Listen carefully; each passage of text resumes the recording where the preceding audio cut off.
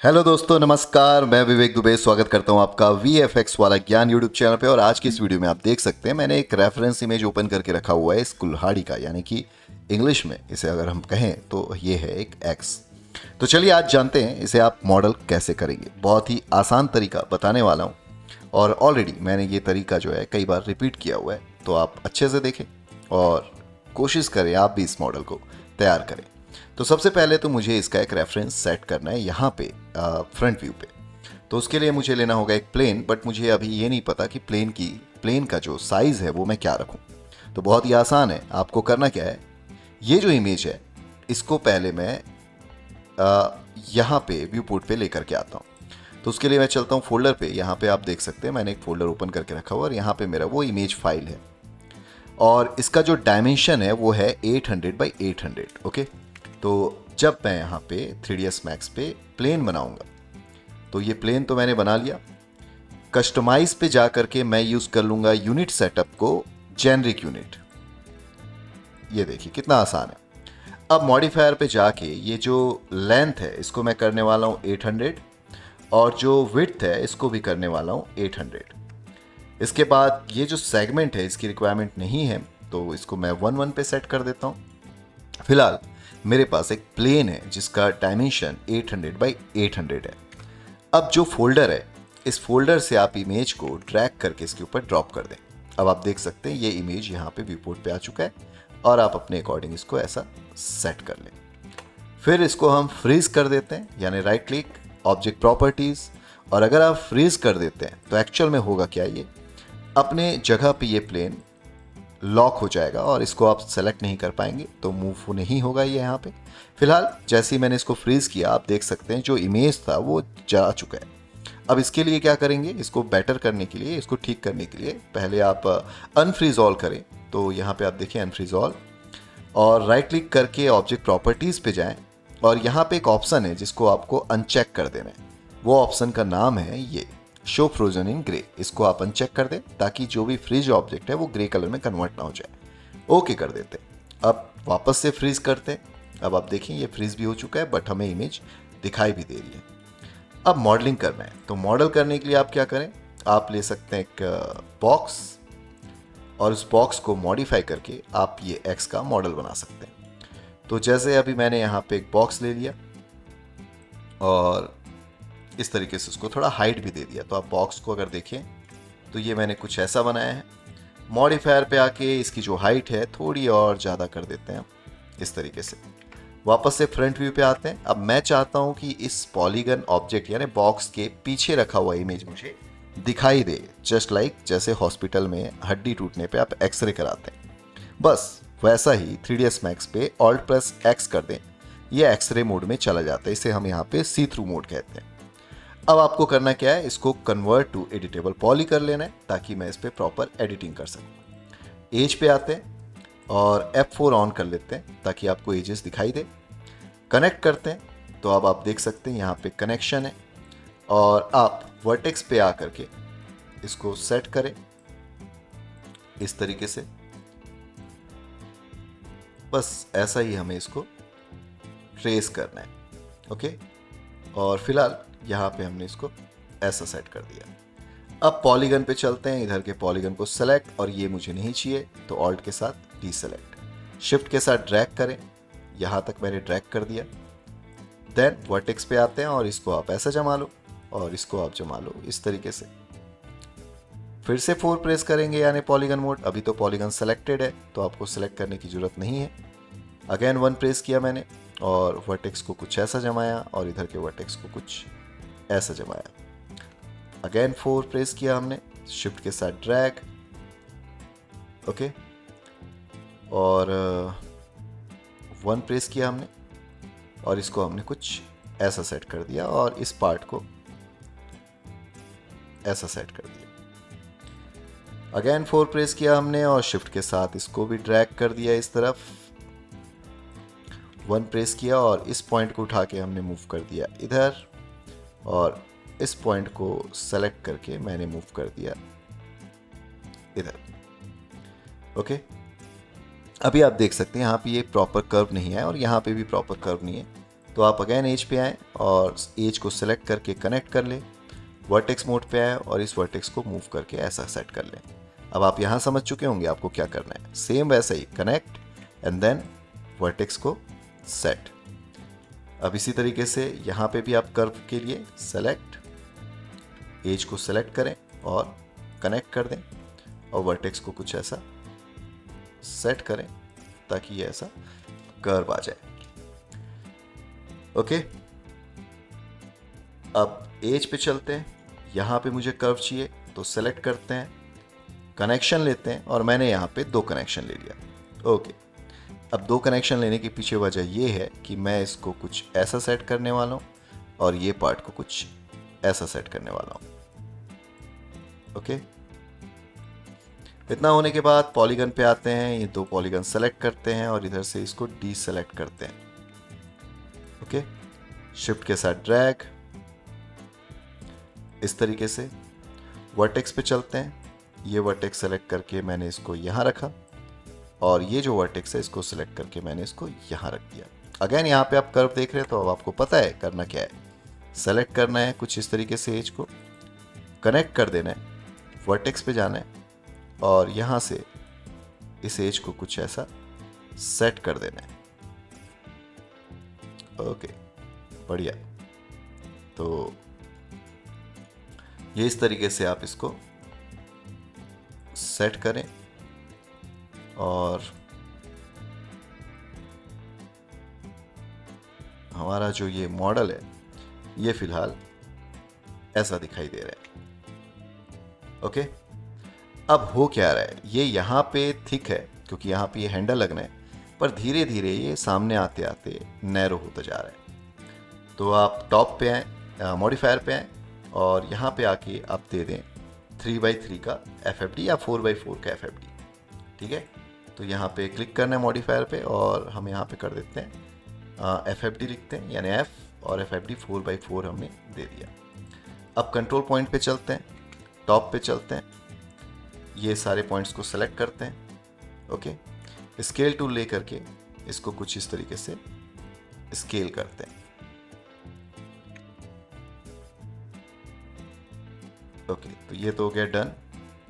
ऐसा ही इस पॉइंट को सेलेक्ट करते हैं और इसको भी मैं यहाँ से थोड़ा स्केल करता हूँ इस तरीके से। बाकी ठीक है, इतना हिस्सा भी हमारा ओके है, तो इस पे मैं ज़्यादा मेहनत नहीं करूँगा और कन्वर्ट टू एडिटेबल पॉली कर दूंगा इसको। ओके, देन शार्पनेस के लिए और यहाँ पे राउंड करने के लिए मैं चले जाऊँगा एज पे, सिंगल एज सेलेक्ट किया और यहाँ से रिंग सिलेक्शन किया हमने। कनेक्ट पे चलते हैं और यहाँ पे अभी सिंगल कनेक्शन है, मैंने 2 कनेक्शन ले लिया, ओके कर दिया। और उसके बाद ये जो पॉलीगन है इसको सेलेक्ट किया मैंने और थोड़ा सा पीछे की तरफ ऐसा मूव कर दिया ताकि ये कर्व आ जाए। ओके, है ना मज़ेदार। तो इतना प्रोसेस कंप्लीट हो चुका है हमारा। अब ये जो एजेस बने इनसे हम थोड़ा शार्पनेस लेकर के आते हैं, तो 2 प्रेस करते हैं और यहाँ से लेके यहाँ तक के जो एजेस हैं इसको सेलेक्ट करते हैं और फिर इसी तरीके से इस एज को सेलेक्ट करते हैं कंट्रोल के साथ डबल क्लिक करके। तो ये सेलेक्ट हो चुका है और बस इस तरीके से इसको थोड़ा बाहर लेकर के आना है। ओके, फ्रंट पे आके ये जो वर्टेक्स है इसको मैं ऐसा मूव करने वाला हूँ और ऐसा ही ये जो वर्टेक्स है इसको मैं कुछ ऐसा मूव करने वाला हूँ। आप चाहें तो इनको भी इसी फ्लो में अरेंज कर सकते हो जैसा आपका उसका प्रीवियस एज है।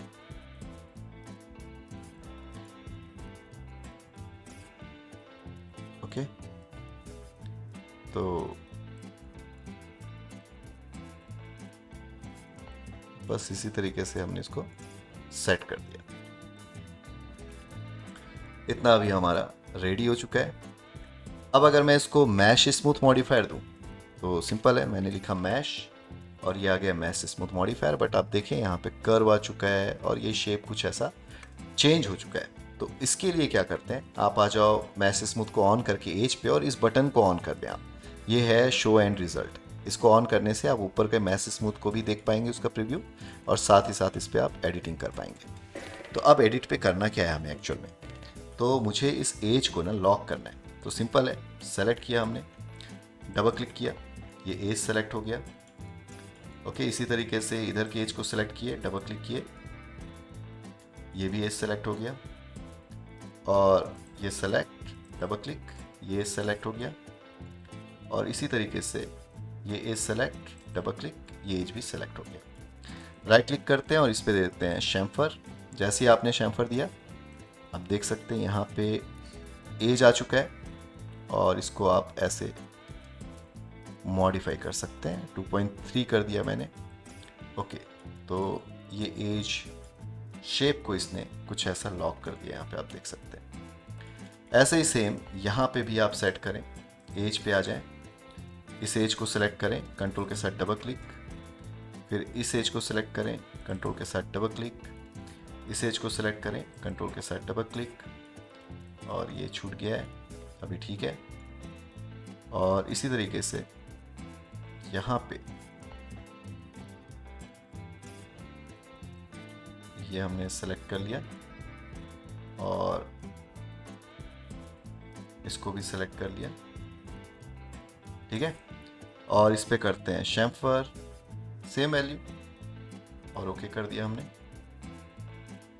और इसी तरीके से इस एज को सिलेक्ट करते हैं, डबल क्लिक, इस एज को सिलेक्ट किया, डबल क्लिक, और इधर इस एज को सिलेक्ट किया हमने, और यहाँ पे इस एज को सिलेक्ट किया, और इसको भी शैम्फर कर देते हैं। अब आप देखें, ये हो चुका है कुछ ऐसा तैयार। ओके, ऑल्ट क्यू करता हूँ ताकि मुझे केवल ये हैंडल दिखाई दे। और अभी हमने अपने मॉडलिंग के टेक्निक का यूज़ करके कुछ ऐसा सेट कर दिया। अभी वापस पेज पे आते हैं, और आप देख सकते हैं यहाँ पे शार्पनेस है, बट यहाँ पे राउंड हो चुका है।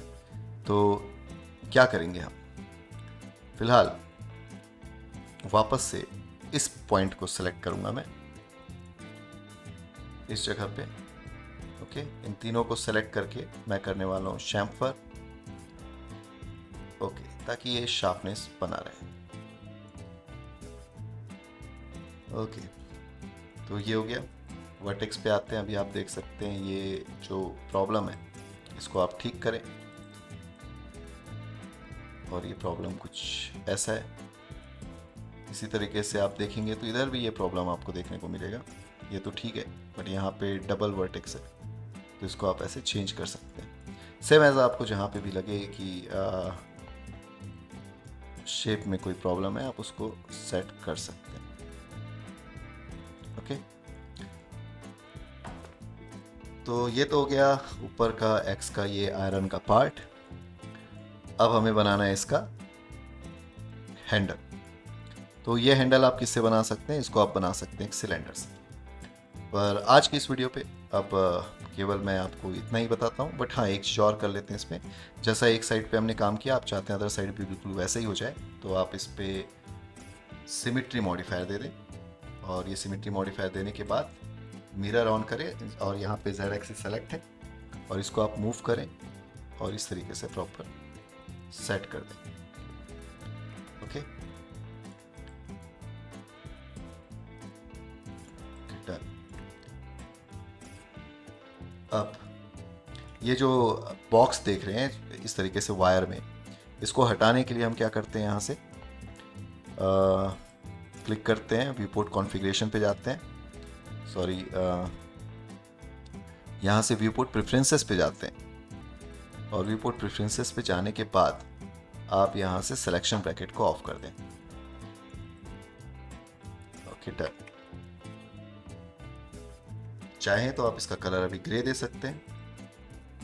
और अभी हमने 3ds Max पे ये समझ लिया कि आप किस तरीके से इमेज का रेफरेंस ले सकते हैं और उस पर किस तरीके से आप पॉलीगन मॉडलिंग का यूज़ करेंगे। आई होप कि आपको वीडियो अच्छी लगी होगी, और आप चाहते हैं अगर 3ds Max को बहुत अच्छे से सीखना, तो अभी फ़िलहाल मैं एक ऑनलाइन बैच शुरू करने वाला हूँ। आप चाहें तो उस बैच के लिए आप कांटेक्ट कर सकते हैं। कांटेक्ट नंबर और ईमेल आईडी मैंने यहाँ पे वीडियो पे दिया हुआ है। इसके अलावा यार, अगर आपको लगता है कि 3ds Max में आपको चीज़ें अच्छे से समझ आ रही है तो आप प्लीज़ वीडियो को लाइक करें। आपके मन में कोई सवाल है जो आप मुझसे पूछना चाहते हैं तो आप कमेंट करें। और अगर आप इस चैनल पे पहली बार आए हैं तो मैं आपको बता दूं, ऐसे वीडियोस मैं लगातार लेकर के आता रहता हूं, तो चैनल को कर ले सब्सक्राइब, ताकि आप बहुत जल्द 3ds Max, माया और ऐसे जितने भी VFX रिलेटेड एप्लीकेशन है उसको अच्छे से सीख सकें। तो आज के लिए बस इतना ही, मिलते हैं अगले वीडियो पे, तब तक के लिए लेते रहे VFX वाला ज्ञान। धन्यवाद।